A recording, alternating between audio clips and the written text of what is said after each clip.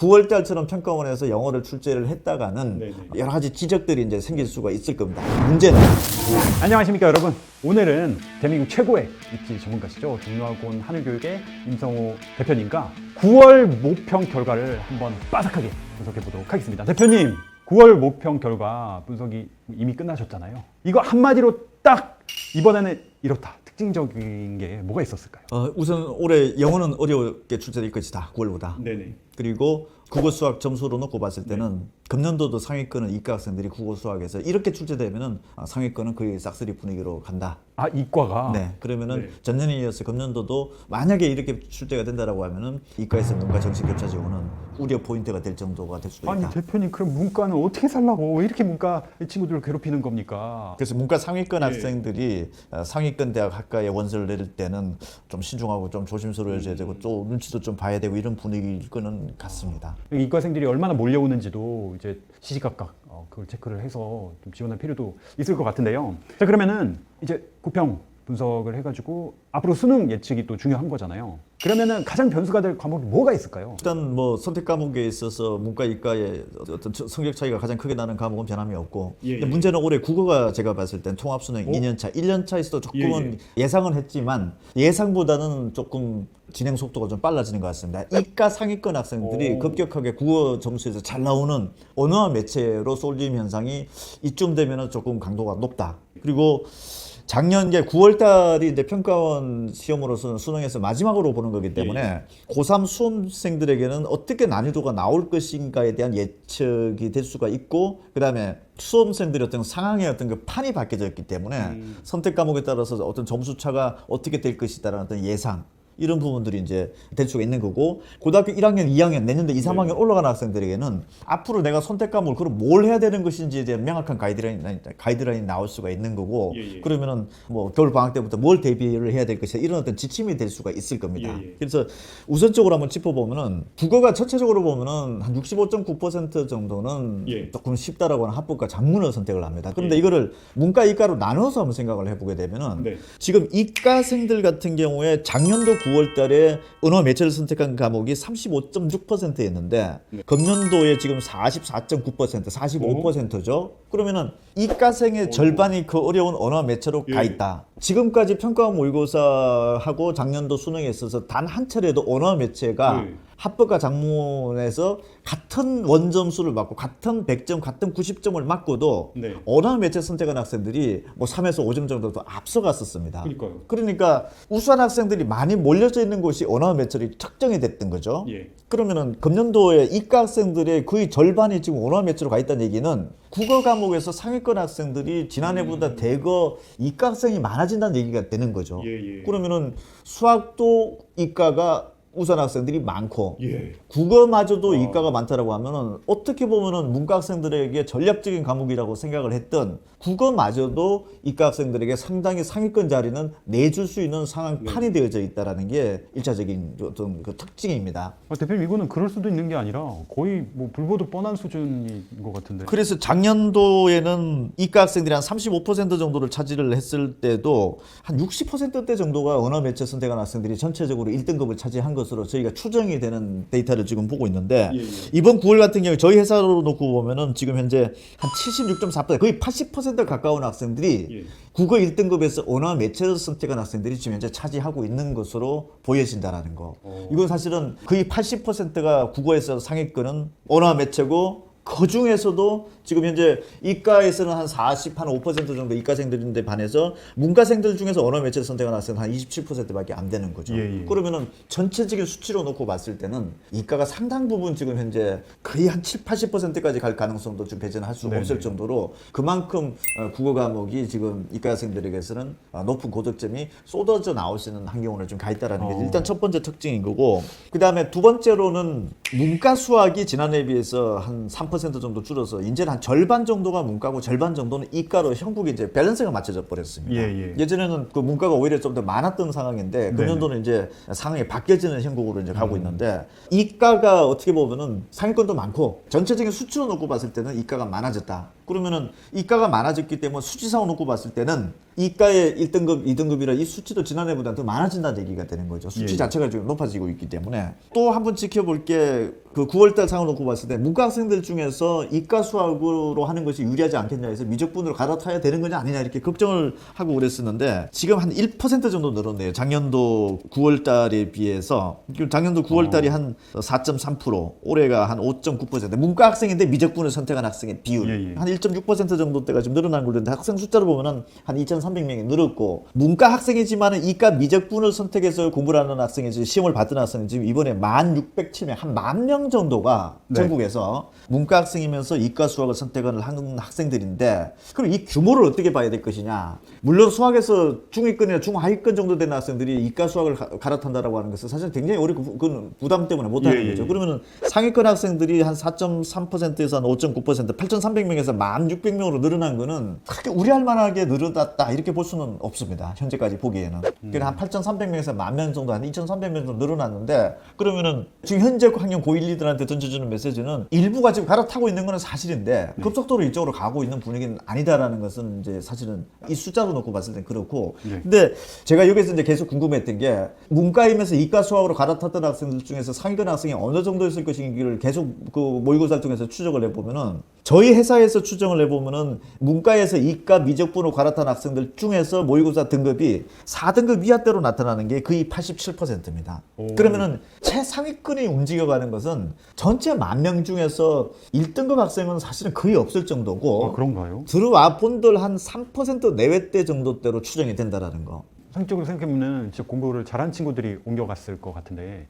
학습 부담 때문에 그만큼 지금 못 넘어온다는 얘기가 되는 거고. 예, 예. 그래서 이런 상황들을 뭐 겨울 방학 때나 이럴 때 보면은 고등학교 3학년 내년도 올라가고 고등학교 2학년 올라가는 학생의 입장 놓고 봤을 때는 문과이지만 저는 자꾸 불편한 사실들이 알려지면서 무조건 이과 수학을 해야만 돌파할 수 있는 것 아니냐 네. 이렇게도 볼 수 있는데 지금 현재 많이는 안 넘어오고 있다. 10,000명에서 한 3%대를 추정을 해본다라고 하면은 한 300명대 정도대까지 이렇게 보여진다. 이렇게 되면은 이걸 많게 볼 것이냐 적게 볼 것이냐. 이것도 그 1등급 최상위권에 들어가는 상태도 아닌데 그렇다면 지금 현재 문과에서 최상위권 학생들은 그냥 문과에 남아서 1등급과 100분의 점수를 거의 최상위권으로 올리려고 하는 전략을 현재는 갖고 가고 있다. 예, 예. 이렇게 일단 해석이 될 수가 있습니다. 그래서 수학 부분에 대해서는 그리고 또 이게 미적분에서 전체적인 숫자가 좀 늘어난 거는 아무래도 고3 학생들 중에서 이과생이 늘은 요인도 있을 수 있고 아마 재수를 하는 학생들 중에서도 이과생이 좀 늘었기 네. 때문에 전체적인 미적분은 총량적으로는 좀 늘어났고 네. 그렇지만 문과에서 이과 미적분 갈아탄 학생들은 극히 현재까지는 적다. 이렇게 좀 봐야 되고 영어가 이제 15.97%,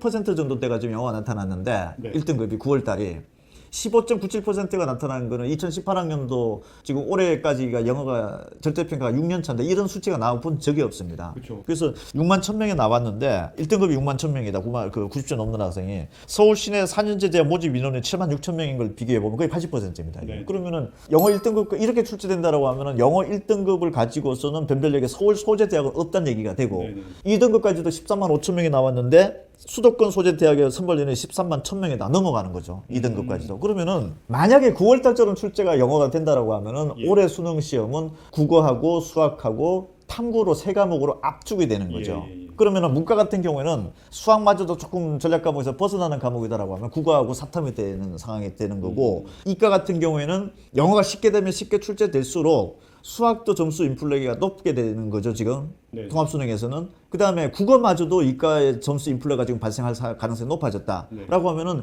이과 같은 경우에는 가탐 한 과목으로서 사실상 변별력이 결정이 될 수 있는 상황이 벌어질 수 있는 거죠. 이런 종합적인 상황을 놓고 봤을 때 9월 달처럼 평가원에서 영어를 출제를 했다가는 네네. 여러 가지 지적들이 이제 생길 수가 있을 겁니다. 문제는 15.97%가 나왔는데 이걸 조금 더 어렵게 만들려고 몇 문제를 꼬다 보면은 네. 지나치게 또 어려운 상황이 벌어질 수 있는 것들이 굉장히 많이 발생했다라는 거. 지금까지 그렇죠. 자주 그랬죠. 그래서 어떻게 보면 영어 예측이 지금 1등급이 15.97%가 5, 6%대로 또 떨어질지 네. 이런 부분들이 굉장히 걱정은 되는데 수험생 입장을 놓고 봤을 때는 정말 15.97%로 출제가 되면은 굳이 저렇게 쓸데없이 굳이 시간 낭비를 할 필요가 없을 텐데라는 생각이 들 테고 예. 어렵게 출제되게 되면은 그만큼 또 소홀히 했다가 큰 낭패를 볼 수 있는 여러 가지 상황들이 벌어지는 거죠. 그래서 영어만큼은 지난해 수능 영어 정도로 출제된다라고 생각을 마음을 먹고서 준비를 하는 것이 가장 그 바람직할 것으로 보여지고 있고 제 예상에는 예. 영어가 저런 극단적인 상황으로 갔을 때 난이도 조절을 실패할 가능성도 충분히 있습니다. 나머지 국어하고 수학은 특히 수학은 일관성 있게 변별력 있게 지금 출제를 유지를 하고 있습니다. 네네. 변별력 있게라고 하는 부분들은 그만큼 어려운 난이도 정도로 출제 패턴이 이어지고 있다라는 부분들이고 국어는 다소 좀 들락날락하는 부분들이 좀 6월달에 생기기도 하고 작년 9월달에 생기기도 하고 그랬었는데 작년 9월달에 조금 쉬웠다가 수능 때 아주 어려워졌던 거죠.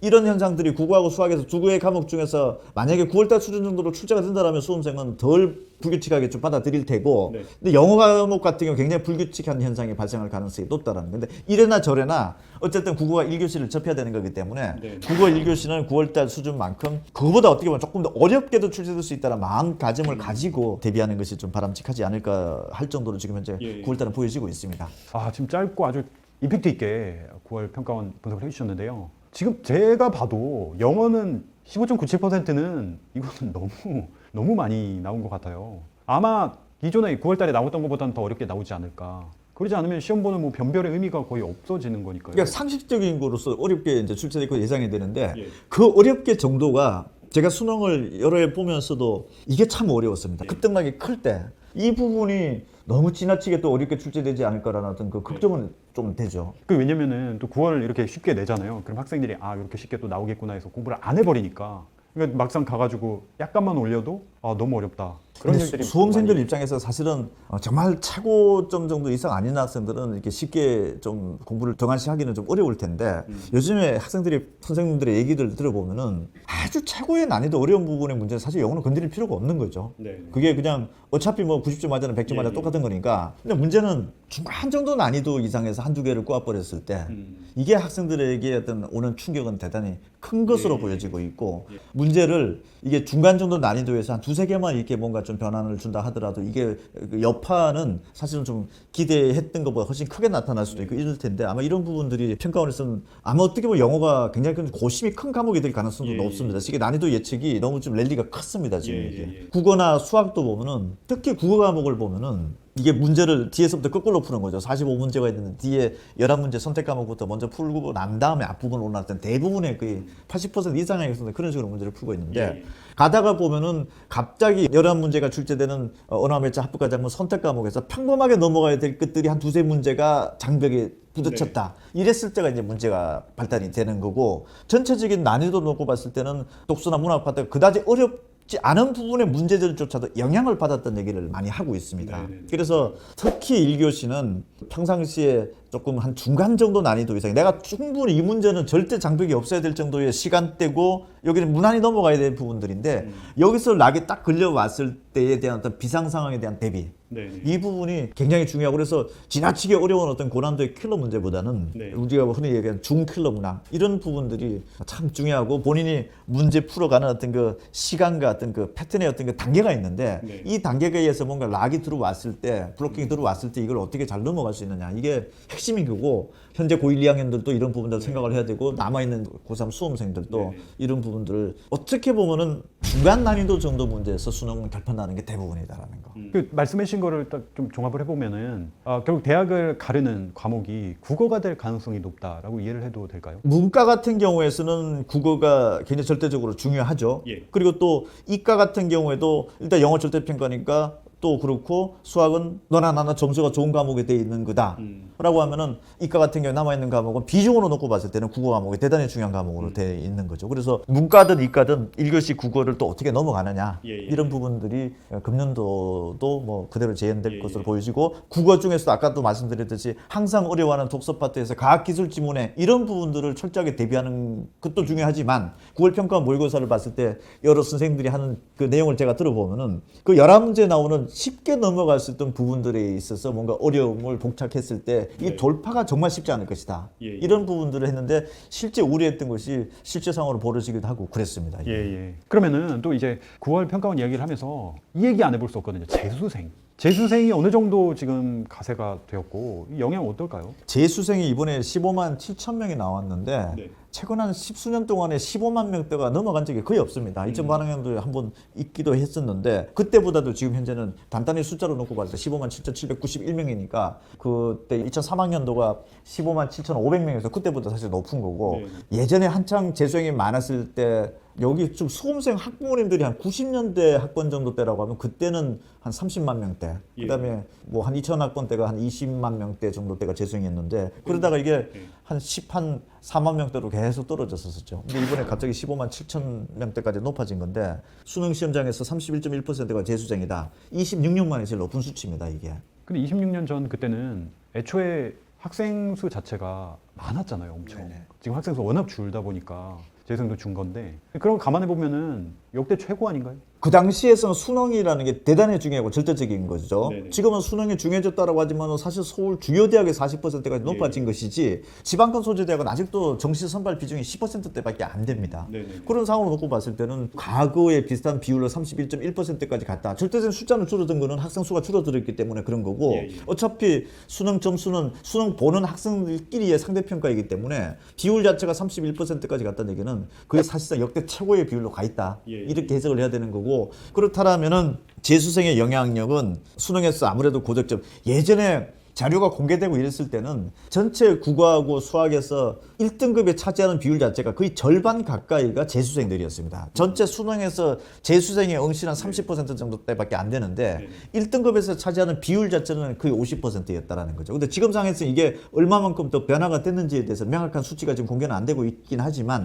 그만큼 6월달, 9월달 고3 학생들이 받았던 성적 결과표에 많은 변화가 있을 수 있는 거죠. 그래서 2등급을 편안하게 받았던 학생이 3등급으로 갈 수가 있고 또 경우에 따라서는 아까도 말씀드렸듯이 15만 7천 명대까지 올라갔는데 이 재수생들이 정말로 우리가 생각하는 우수한 학생들만 다 들어와서 보는 것인지 아니면은 지난해 수시에 좋은 대학을 합격을 하고 일부 수능 과목만 준비를 하면서 정시로 대학을 갈 학생이라기보다는 다시 수시에 재도전을 하려고 하는 재수생들도 상당히 있을 겁니다. 그런 학생들을 감안을 해본다고 하면은 또 고3 학생들이 지나치게 불안해할 필요도 없을지도 모릅니다. 예전처럼 아주 수능에 올인하는 수능 올인파의 재수생들은 좀 줄어들 수도 있다. 수치는 저렇게 늘을 걸 비율은 늘었지만 그런 면을 감안한다면은 이것저것 구분할 필요 없이 고3이나 재수생이나 지금 남아있는 기간 동안에 얼마만큼 특정 과목에 치우침 없이 특정 과목에 치우침 없이라고 하는 부분들은 난이도가 어디에서 발생할지 진짜 예측이 안 됩니다. 그러니까 지금은 공통 과목에서 어렵게 출제될지 선택 과목에서 어렵게 출제될지 국어에서 어렵게 출제될지 수학에서 어렵게 출제될지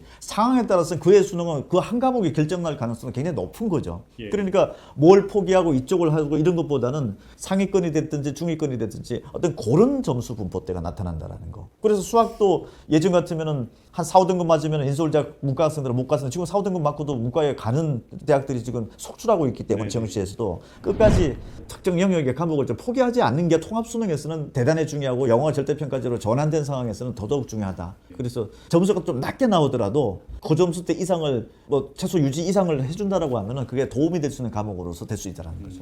그러니까 재수생 역대 최대 뭐 이렇다 하더라도 그거에 너무 동요될 필요는 또 없겠네요. 그렇죠. 그렇게 좀 안심되는 말씀까지 해주셨는데 대표님 그러면은 뭐 분석해 주신 김에 정시 합격선 작년도 결과를 좀 어땠는지 같이 좀 놓고 얘기해 주시면 어떨까요? 수험생들이 봐야 될 거는 수능의 결과는 작년도 데이터밖에 볼 게 없습니다. 그렇죠. 그 전에 2021학년도하고 2019학년도가 대학별로 공표는 돼 있지만은 통합수능 이전의 데이터들이기 때문에 사실은 다 보지 말아야 되는 자료죠. 2022학년도로 놓고 봤을 때 100분위로 보면 국수탐이 서울권 소재대학이 한 252.7점 정도대. 그 다음에 자연계가 258점대, 인문계가 252.7, 자연계 258점. 그러면은 한 5점 정도가 이과 학생들이 문과보다는 좀 점수가 높아야 된다는 얘기죠. 인서울에 들어오기 위해서. 이만큼 수학 점수의 인플레가 벌어졌다는 얘기가 되는 거고 상황에 따라서 이 점수 차이는 올해 같은 경우 좀 더 벌어질 수가 있죠.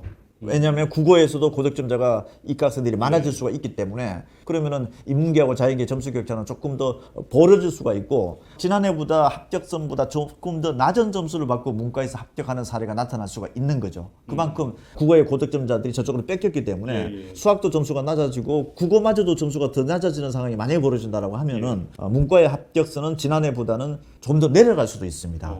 그래서 내려가는 걸 감안을 해본다라고 하면은 자신 없는 과목에 대해서도 끝까지 포기하지 않는 것이 중요하다라는 거. 옛날에 한 10점 정도 때는 유지를 했어야 되는 게 한 7점 대만 돼도 붙을 수 있는 상황이 벌어지는 상황 구도로 가고 있기 때문에 이런 생각을 해야 되고 또 이과에서 문과로 정시에서 넘어오는 것이 많을 것이다 적을 것이다라고 하는 부분 지금에 판단할 수 있는 어떤 근거는 아무것도 없습니다. 수능 결과가 나와보고 실제 12월 달에 채점 결과가 나온 상황에서 선택 과목 간의 점수차가 어떻게 벌어지는지를 보면서 그게 만약에 지난해처럼 더 커진다라든지 국어에서도 점수차가 더 벌어진다라든지 이렇게 되면은 넘어오는 율도 더 많을 수도 있겠죠. 또 상대적으로 심리적으로 놓고 보면은 굳이 넘어와서 내가 적성을 바꾸면서까지 할 정도의 분위기가 될지 안 될지도 또 상황은 모르는 거죠. 그래서 뭐 문과 학생이 됐든 이과 학생이 됐든지 간에 점수의 상황 구도는 전반적으로 이런 상황이 좀 벌어져 있다라는 걸 알고 문과는 합격선이 좀 낮아지고 이과는 합격선이 좀 높아질 것으로 조심스럽게 현재 전망은 되는데 이거는 일단 점수 결과가 나와 봐야 되고 고1, 2 학생들 같은 경우에도 지금 현재 점수가 안 나오더라도 당연히 이 그룹핑에서 안 나올 수밖에 없는 상황이다라는 생각을 하고 특히 문과 같은 경우 내신도 성적이 안 나오는 때는 예전보다는 더 안 나올 것이다라는 거.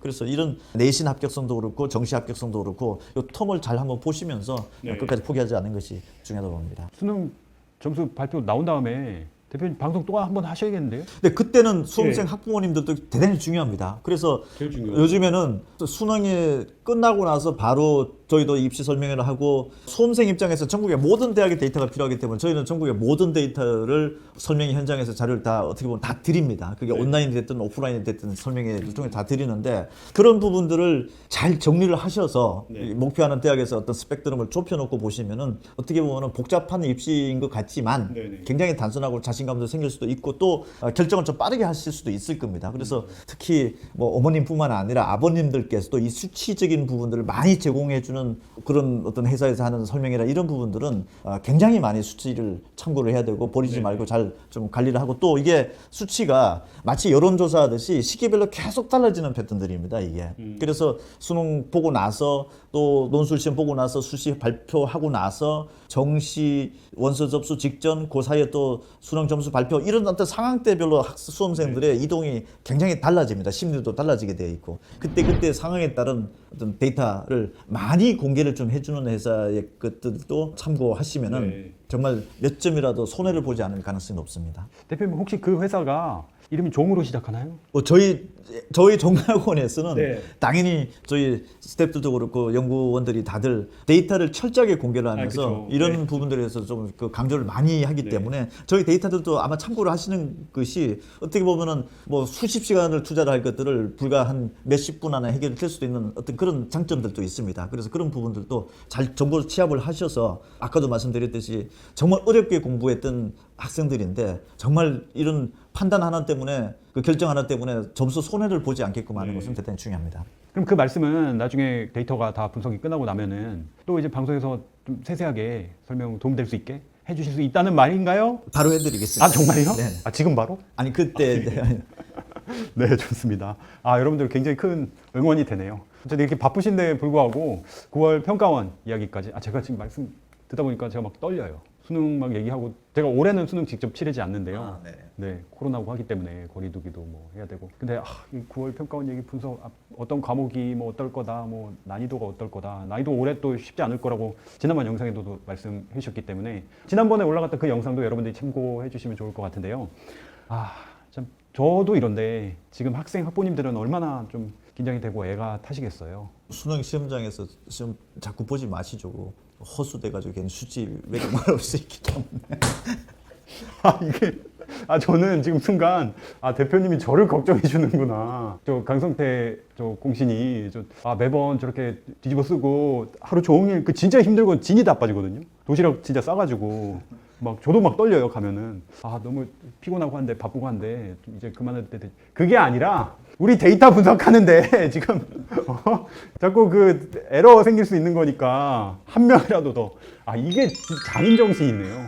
합격 예측이나 이거를 정말 한 명의 그 허수도 없이 정확하게 하고 싶다는 그런 생각 바로 이 말씀을 해주시는 거 보니까 이게 진짜 찐이라는 생각이 진짜 드네요. 어쨌든 그 정도로 이제 분석을 명확하게 해주시니까 나중에 해주시는 그 팁들이 더 도움이 많이 될 것 같고 기대가 될 것 같습니다. 그때까지 저도 그렇지만 여기 종로학원 하늘교육 대표님 뿐만 아니라 모두 정말 빡세게 한번 준비를 해주셔야 할 것 같네요. 믿어도 되겠죠? 네. 네, 여러분들 좋은 정보 많이 말씀해 주셨는데요. 앞으로 더 좋은 정보 말씀드릴 거니까 기대해 주셔도 좋을 것 같습니다. 자, 오늘 방송은 여기까지고요. 다음에 또 좋은 정보로 찾아뵙도록 하겠습니다. 감사합니다.